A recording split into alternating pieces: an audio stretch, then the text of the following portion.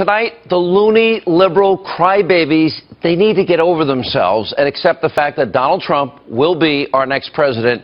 Now, what we're seeing from the alt-radical left, as I call them, is so over the top, it's pretty hard to believe, but it is real and it's beyond ridiculous. Now, here's what's happened.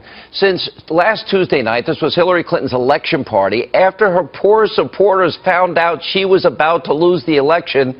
And then, of course, you have Hollywood celebrities literally in tears, freaking out. Watch this. The message that I want to spread out to other women is exactly what you're saying, is not to give up. Sorry, I want to move to Spain. I really, really want to move to Spain right now. And everyone in my office is like, you have a responsibility, you have a voice, and you need to use it, and you have to be here. She was really excited yesterday, and I was really sad for her. My mom's name happens to be Hillary. I still think that in her lifetime she deserves to be the first female president. And that's what makes me so sad. Is that I just wish that she had that opportunity because she's fought for so long. Get over yourselves. It's gotten even worse.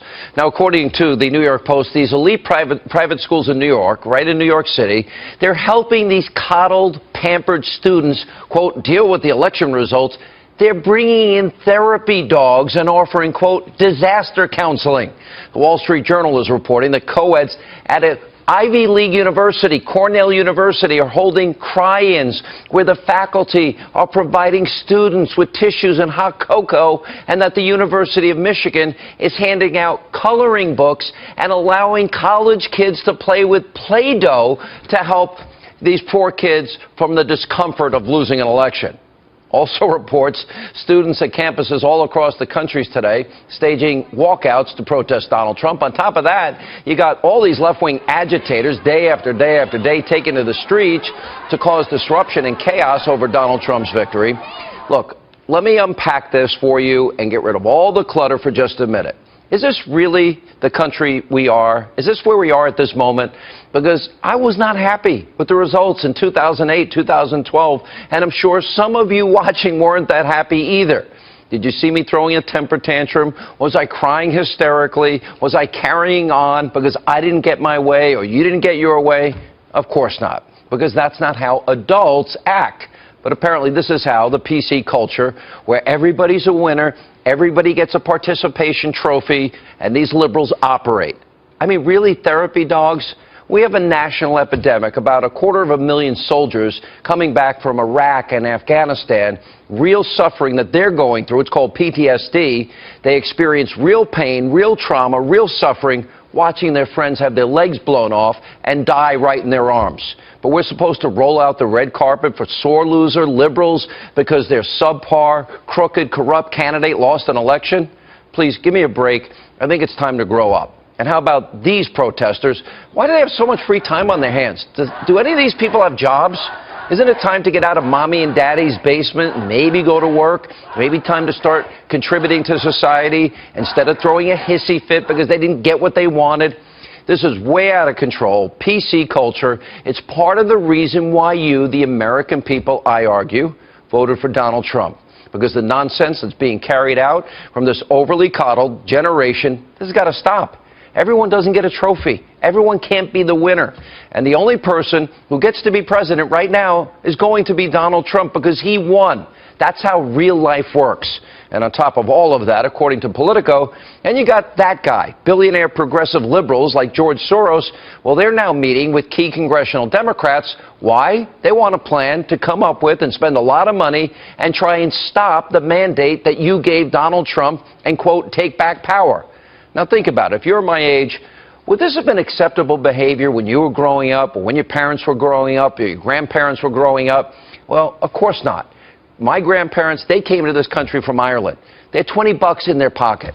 They maybe knew one person over here and maybe had a little corner in the basement to sleep in every night.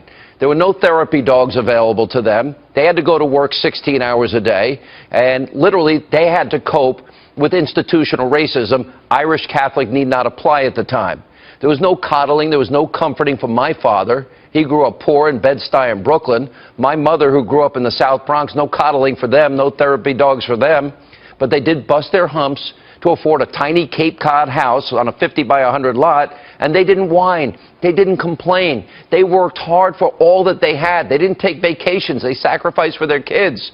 I wasn't traumatized because I delivered papers at 8, and I was washing dishes by hand in a restaurant every Friday and Saturday night and Sunday when I was 12, and cooking when I was 13, and bussing tables at 14 and 15, and waiting tables at 16, and tending bar at 17.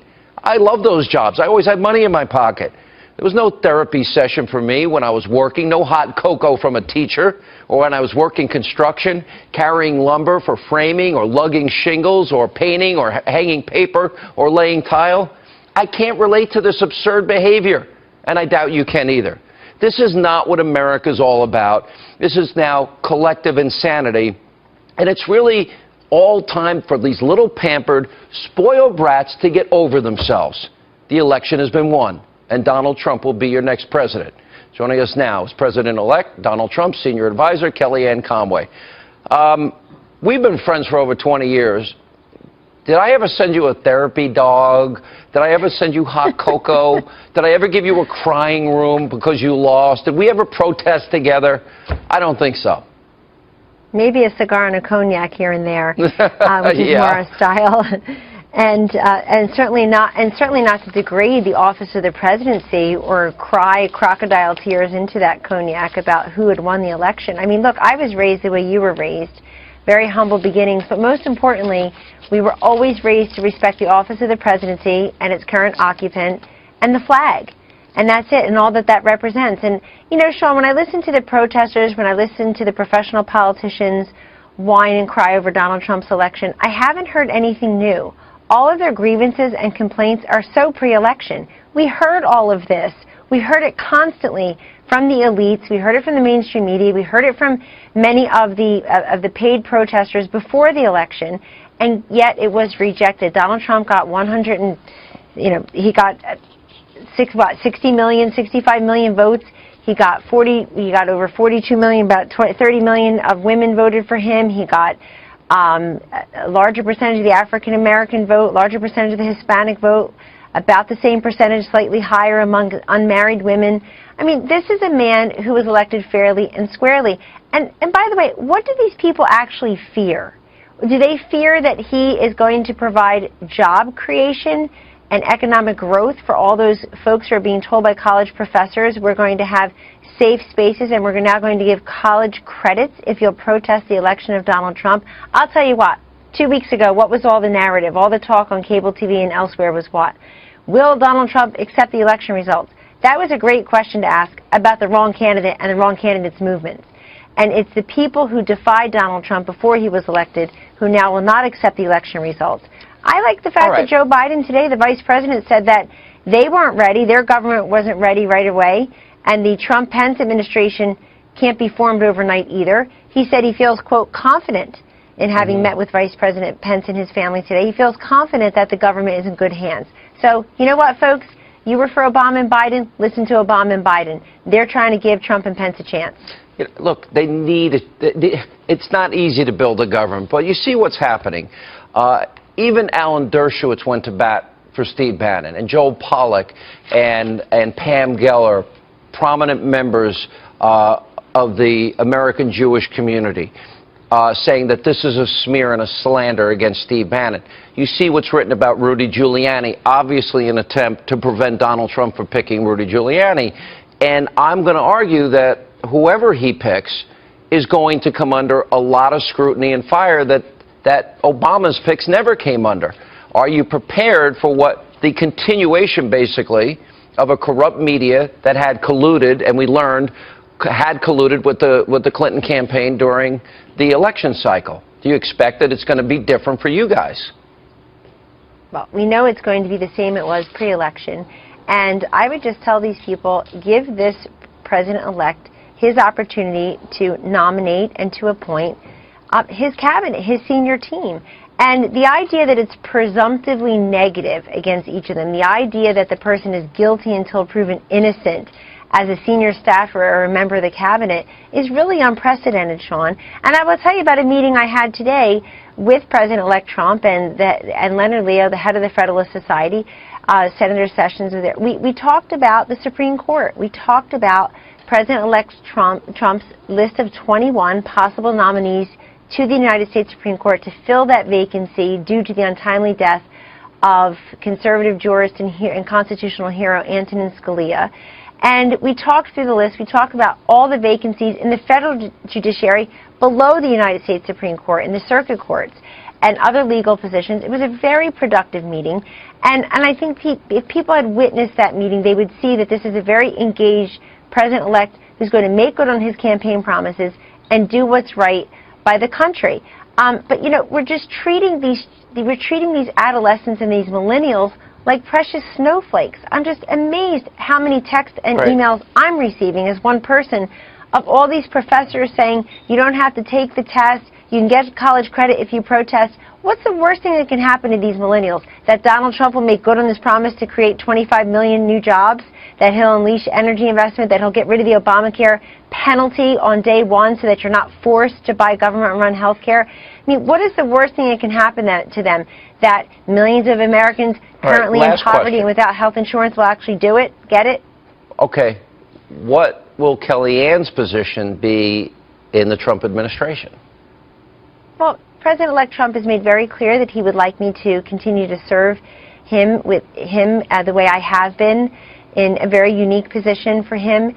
And I want to be there for my best and highest use, so that those are conversations that he and I are having. I don't look at myself as a huge priority. I'd rather watch him form his cabinet and take these calls. I think you're a huge priority. I'd put you right at the top of the list. You were great for Donald Trump. Well, thank you. I will continue to support him and his presidency, and Vice President Mike Pence, whom I've worked with for a dozen years, any way that they feel that I can be most helpful. I only want one thing from Mr. Trump, and it's not an invitation to a stupid ball. I hate them, or the White House Correspondents' Dinner. I've never gone. You're coming. Huh? Inauguration Day is my 50th birthday. You have to come. Okay. I'll try. I've never been to one. I only want one thing. Just keep your promises. Keep your promises, and don't listen to these idiots in Washington. That's my advice. Sean, he's already doing it. He's already draining the swamp, and I think that's why you get all of these negative, unattributed quotes in the print press these days, and some people on TV who don't know what they're talking about. I think they're scared to death that this guy is really going to shake up the system, that he means what he says when he says we don't need all these consultants, we don't need all these lobbyists, we don't need all these professional class, what I've always called the, quote, staph infection. All right, good to see you, and I know you will be a huge asset to his team. Thanks for being with us.